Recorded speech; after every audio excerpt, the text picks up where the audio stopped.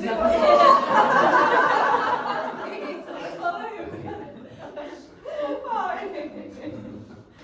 getting hot in here. Yes, it's nice to meet you all again. And I come from the same university and I collaborate a lot with Mary, as you know. And I'm so happy about Mary. So, she's hilarious. I know. And she was practicing a lot about the presentation, but yes. I have not done it so much, so I try my best. And my presentation is telling you one case about the spring when COVID was, it arrived to Finland and to everywhere. We had to do some things in our curriculum to survive for this spring 2020. And for example, in the ECEC teacher education, we had the practicum period of under 3-year-old children. And in spite of that, our primary school teacher students, they could practice and they learned how to go to the Zoom environment and start this schooling with distance learning, but we couldn't organize this kind of distance learning in practicum with under 3-year-old children. And that's why we moved this practicum to the autumn, in the beginning of the autumn, when the situation was better and they could arrive to the ECEC centers. But we moved from the autumn this course, Flourishing and Healthy Learning Communities, 6 credit points, to the spring. So we changed the places for under 3 years practicum and for this course. And this happened very fast because everything happened so fast in the spring. And of course this was the course we had never planned to do in Zoom environment, and then I was thinking that how could I inspire our students to study and to involve like what I have learned from Kirsti Lonka to work in this kind of new learning environments. And now I will tell you shortly about the experiences. And only 21 students gave us the permission because we asked this later, but the whole course we have the intake 160 students in our ECEC teacher education. They participated this course, but only because we asked the permission for their comments and opinions later. Only 25 allowed this to came, but I was looking the whole material and I can tell you that these comments were very general, but they are not official in research. So this pedagogical method, what I wanted to use is like a phenomenon-based, and we use this educational design learning where our students developed research-based ideas about how they would share their ideas to improve learning and well-being of children and also EC centers communities during this time. And then we published their ideas in the university blog website, so we could share them to all who were interested in. And the learning goals of this course were to understand the fundamental principles defining functional and well-rounded education and teaching communities, and also to be aware of the responsible role of the teacher as well as the entire early childhood and also basic education, because this was the common course, but my groups were from the early childhood education area, to create a well-rounded daycare culture from the perspective of children and teachers. And so here you can see the learning and working methods. We had all remoted and we had lectures and group works and some seminars, but all was remoted as you can see, and we used a lot of those possibilities of what we can have in Zoom environment, and we were all the way learning ourselves because it was new for us also. So this is the educational design research method which we used, and I think this is familiar for many of you. Here are some literature about this. So the aim of this design-based research is to produce application and practices, but not in our case new theories, but somehow someone are building new theories with this kind of approach that have a potential impact on learning and teaching in natural conditions. We wanted to create some solutions for the natural EC center situations during this COVID time. And here you can see this kind of working methods. Well, first of all, our students were going to the research and reading a lot of things and stuff what we gave them and what they were research or studying also themselves, and then they were finding some idea what they want to develop, and then after that they started to design and do their own design research. So the aim of this was to achieve this kind of ideas and results that promoted this sustainable environment and learning possibilities during the COVID time also.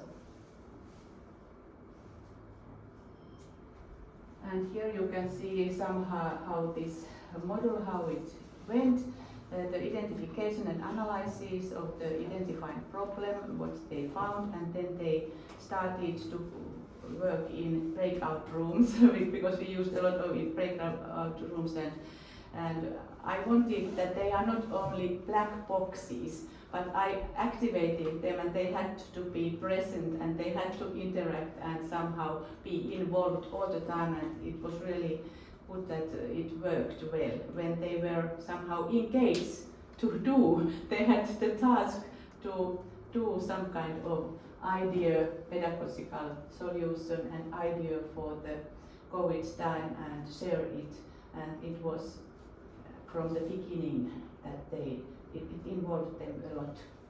And then they were also piloting this.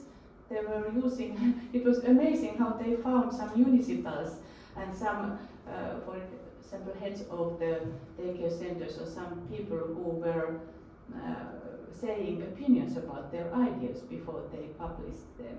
So it was possible even if it was this COVID time. And then they presented the solutions. And of course, I think at the same time they were learning these transversal skills and promoting the future sensory, 21st century skills, ways of thinking, using their creative thinking, critical thinking, solving problems, making decisions, and learning all the time. And also they learned new ways of working and communicating in this kind of distance learning environment, and they learned this communication technology and also how to publish everything, because I was also learning all the time. I spent many evenings with my students to solve the problem how we can publish their picture or video in our blog websites, because nobody was helping me. I just jumped into this new world and opened this university blog website. All our IT specialists were so busy, they didn't have any time to help me. But I have so clever students. Somebody who had, we could do so, and somebody know something before, and if you listen to your students, you learn a lot also from them. I have learned it. So here we did a collaborative design work in small groups, and also a lot of independent work because they read the researches, and they also they had their own WhatsApp groups or whatever environment they used, but they met also in their individual time between the group and seminar times. And here is this data material. It's the qualitative case study. We collected this with the Webropol survey, and also we had their learning diaries, which was analyzed. And I present some points from here. Most of those who participated in this course, 74% had no or only little previous work from early childhood education and care. So this was very challenging also for most of our students. And this was the other data. This was like learning diary or portfolio what we used, and there they wrote about their learning experiences and the process, how the process was going on.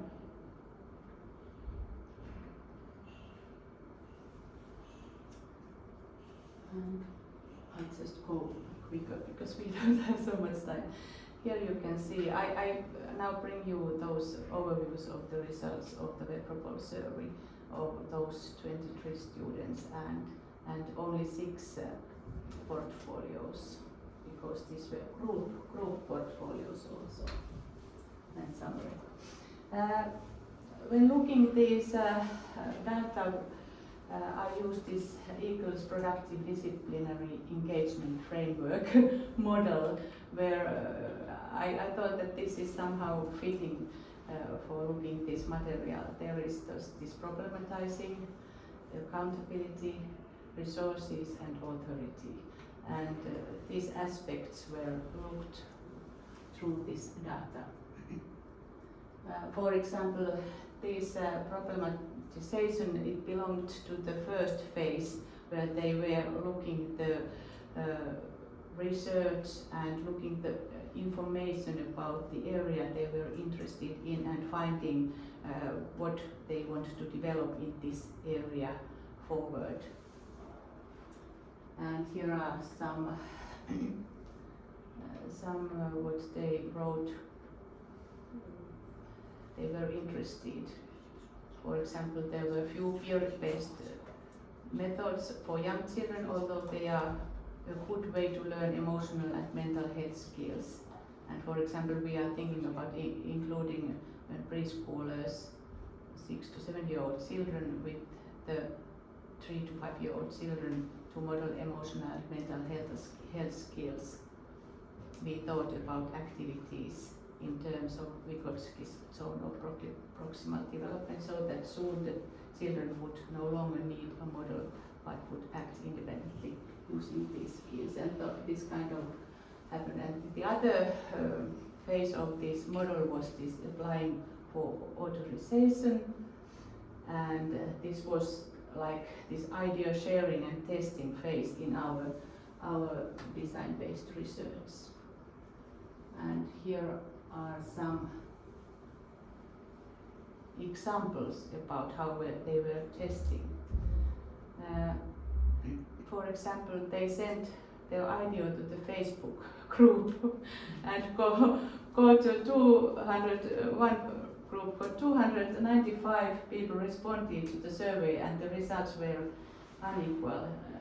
96% of those who answered the survey felt that Vilma made the transition phase smooth, because they were designing this kind of, Vilma is in Finnish primary school, the system, but they were designing the same kind of system for distance collaboration with the guardians and parents to the early childhood education. And very many good ideas only would need the collaboration with those IT engineers because they had the content ready, but the technical support and collaboration should have been needed. And you know that they really used a lot of places to somehow test their ideas. And of course, also inside this group where we were learning, they tested the ideas and get the feedback. So this is the reliability certification process of those presentations in the peer groups, and here are some examples about their materials. They really felt that the peers' feedback helped them to focus the idea what they were developing, and this kind of joint planning was described very fluently, even it was remotely, and this was surprising for me that they didn't suffer for this distance learning environment when they were creating their ideas, and they very fluently jumped into the breakout rooms and created their own WhatsApp and created the ways they would have comments from the community from this kind of Facebook groups or municipalities or wherever. So it was really very, if you can see, the whole process has been one flow of thought, and ideas have been shared both on Zoom and via WhatsApp. So they really went into the flow, Kirsti, by designing these ideas. And here are some experiences. For example, I was able to fully participate in teamwork, and I was listened and I was allowed to participate and influence the process. You can see it was the main opinion. So the experience of participation and influencing opportunities were felt also quite good, even if it was in Zoom. And also students evaluated their collaboration to be excellent. It was 9.3 in the scale from 1 to 10. And this cooperative way of working engaged the students to participate actively, and also the Zoom environment and the students' own collaboration channels enabled this kind of teamwork. And as you can see, all areas of this collaboration we evaluated, they were ranked very high in the scale of 1 to 10, like 8.9, and this cooperation process, the opportunities to make an impact were felt to be commendable, 9.1. So this was also very good information for us, because we didn't know that this will continue for the next semester also and the next spring. So now we are in hybrid teaching phase. So, but this resources is very important. Opportunity to present and implement the idea. We had this university blog page. It was free for us to establish and share the ideas. And it was easy to use, quite easy when we learned it, and available for everyone. And we can use the possibilities of digital learning environments if we really want to and are motivated to use. And those students also wrote that the digital revolution is clearly behind us. Today we live in the digital age. We hope that digital opportunities will also be available to children. Together we will offer children the tools to function in tomorrow's society in the digital future. So they really felt that they are also future teachers. So here are these very shortly this conclusive design learning process which I presented earlier. So everything started from reading research materials and building the solution and testing it and then publishing and reporting it. And as you noticed, we got very good results from this kind of project if we think about distance learning. And I have heard many of my colleagues speaking the black boxes, and I think that if we really want to create something more activating, it's possible always, and we should do such a thing when we are teacher educators.